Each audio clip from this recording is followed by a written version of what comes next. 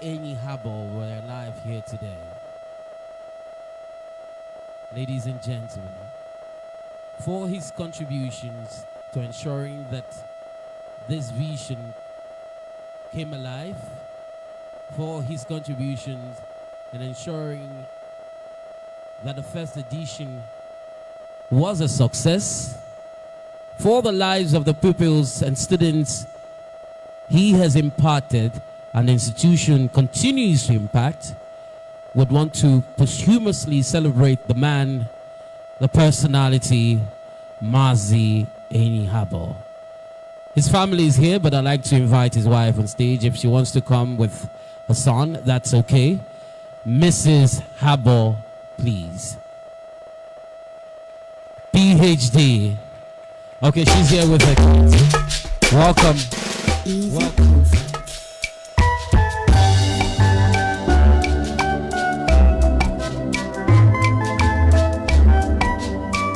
I'd like to invite the DVC, Abia State University, Chairman of today's occasion, Professor Gordy Emeswe, to hand over our appreciation to Dr.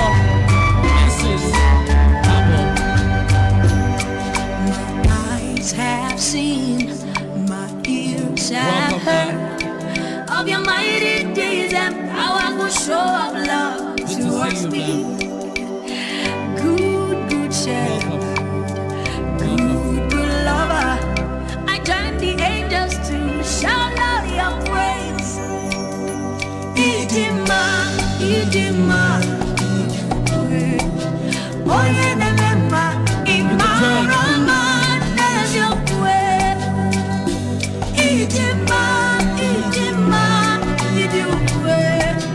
oye nemema, imarama. Indeed, my brother and friend, Mazi Enyi Harbor, also is an icon of education. I will say that, I don't know, he was everywhere at the same time, doing everything almost perfectly well. Possibly he knew he wasn't going to stay long. I'm sorry. We ask you to receive this. Congratulations.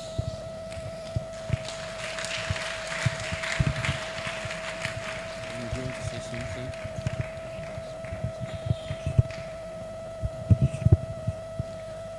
Starting with existing protocol, I want to start by appreciating the founder of Ray Nkemdirim Foundation, a very, very dear friend and brother to my father. I want to also say that today is the proudest day in my life and my family, because in 2005, my dad left everything in Abuja, sold properties, and came down to Umuahia to help set up the educational sector in this place with the school started by his mother, the proprietress of Mayfair Academy, Mrs. Comfort Harbor. And there's no better joy, there's no greater honor than to have him celebrated at the end of his life for these great things. Last year, Mayfair won this competition, and then after that, the JAMB results of, a very, very wonderful JAMB results from one of the students. It didn't just end there. In one of the last days, he got the WAEC results from the last set of, SS3 students, and it was also a very, very proud moment. It was like 2-3 days before he passed, he got that, and he was very, very excited. So I am glad, I am grateful to God. My family is grateful to God that this one thing that he chose to come down to this place to do was fulfilled. And I want to also appreciate once again everyone who has contributed, everyone who has supported. May God bless you in Jesus' name. Thank you very much. A medical doctor, by the way, ladies and gentlemen, Dr. Harbor.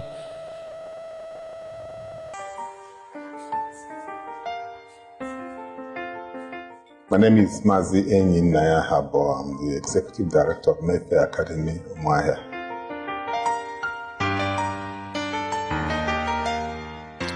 I feel elated, I feel excited about that, and I thank God for that opportunity and to be able to have the children rewarded for hard work that they have put in.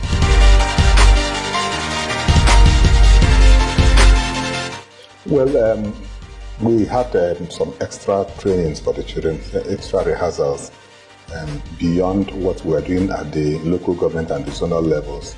We had to engage them and we had to look for extra resources for them to use to work. And then also we did a lot of confidence building so that they could stand the stage fright, they could stand the crowd, because we knew that they were going to face larger crowd than what they saw at the local government and at the zonal levels. At the local government and zonal levels, they were dealing with fellow students basically, and there were very few non-students in the hall. But at the finals, we were expecting to see very big people, a large crowd of adults and all that. So they needed to gain confidence, and we worked on that. And then prayer, most importantly, to be able to get to where we got ourselves.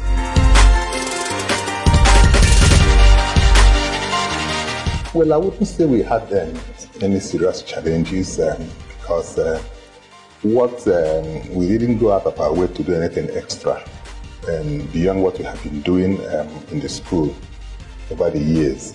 In fact, one of the boys who competed from the day the competition was announced, the day it was announced, his father called me on phone and said, "My son is going to represent your school." I said, "Well, let's look at the figures." And so when we did our preliminary tests in the school, the boy came out tops with the other person. So we just knew that these are the best that we had, and then we needed to work on them. Nothing extraordinarily difficult in terms of preparations or like that. No challenges per se.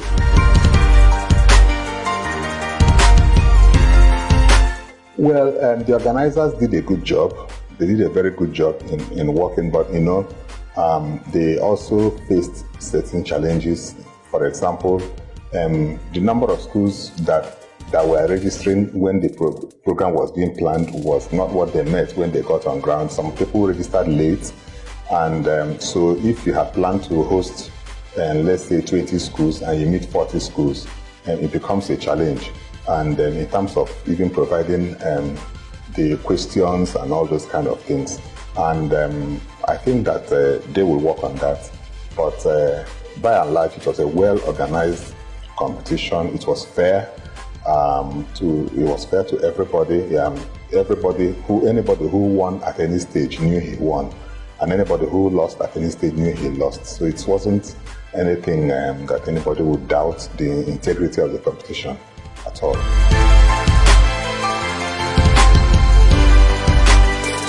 Well, the impact is just starting, if I may say.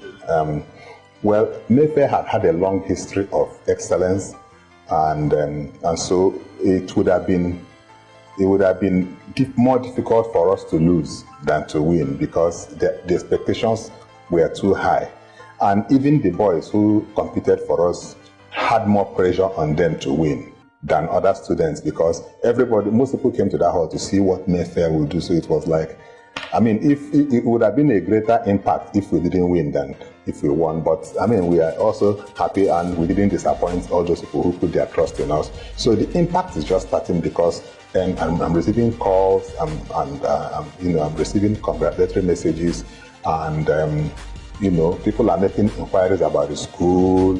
How can they transfer their children to the school and things like that. So it's just starting. We'll see the full impact when the new academic year starts in September.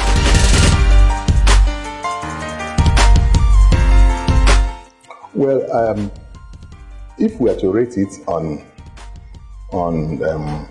competitions, on examinations, we haven't been doing badly, because our schools have been doing very well in competitions, in external examinations like WAEC and NECO. But on the general platform, it's not like that everywhere, because we know that the schools that have been doing these things are the private schools. And that was why I also said during the competition that I wished that some public schools qualified at least to the finals. But also, it's also a good thing to note that of girls that just transited from public to private made it to the finals. So it also shows that there's something good they have been doing, because those children didn't come from outside. They were children that have started from JS1 and has reached SS2. And the school just became a private school a couple of years ago when the state government handed them over to the private providers. So I think that I can confidently say that the level of education, the standard of education in Abia State is high. I can say that, and I believe that our children are very intelligent in this state and hardworking, and I know there are a few other places where we need to improve, but on a general level, we are doing well.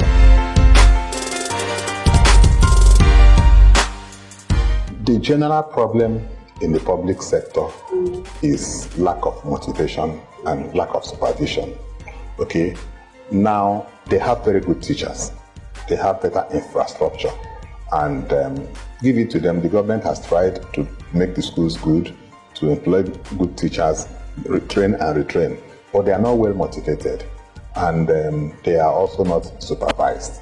Now, the important thing about private schools is that the teachers are supervised, and when teachers are supervised, you get more out of them. But if you just leave them to come to work when they like, go when they like, teach when they like, and you don't even look at their notes and what they are doing, as human beings, they are bound to fall. So I think that for us to do that, the government should put most of the energy and resources the government is using to monitor private schools. If they put half of it in the public schools, the schools will come up.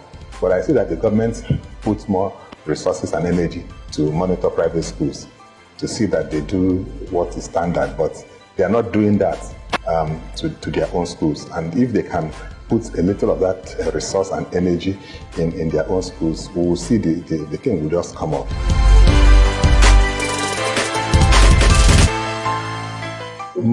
My advice is this competition exposes what the children have been taught. And those schools who have been cutting corners, just taking children, playing with them, then when it gets to SS2 or SS3, you take them to one miracle center or one magic center, register them, and they come out with A's in their work, and at the end of the day, they cannot make good scores in JAMB. This is the time for them to sit down and rethink. This is the time for them to change their attitude. And for those who are doing the right thing, like Mayfair Academy and a few other schools that are doing the right thing, my advice is for them to keep up doing what they are doing and not relent in it, and then expose their children to competitions. Because it's in going out for competitions that you know what you really have. Because if you stay in the school and I take a first position in my school, it doesn't mean I'm the best in my local government. So, but if I go out from my school and go for a local government competition and I come out first, then I know that I'm not just a local champion in my school. I can go to the local government and I win, and then I can go to the state. So that way we now know the quality of what we're doing. So I encourage schools that are doing the right thing, that are shunning examination malpractice, to keep on doing it, and those who are involved in examination malpractice and cutting of corners and all those kind of things, to rethink and join the right train to do the right thing.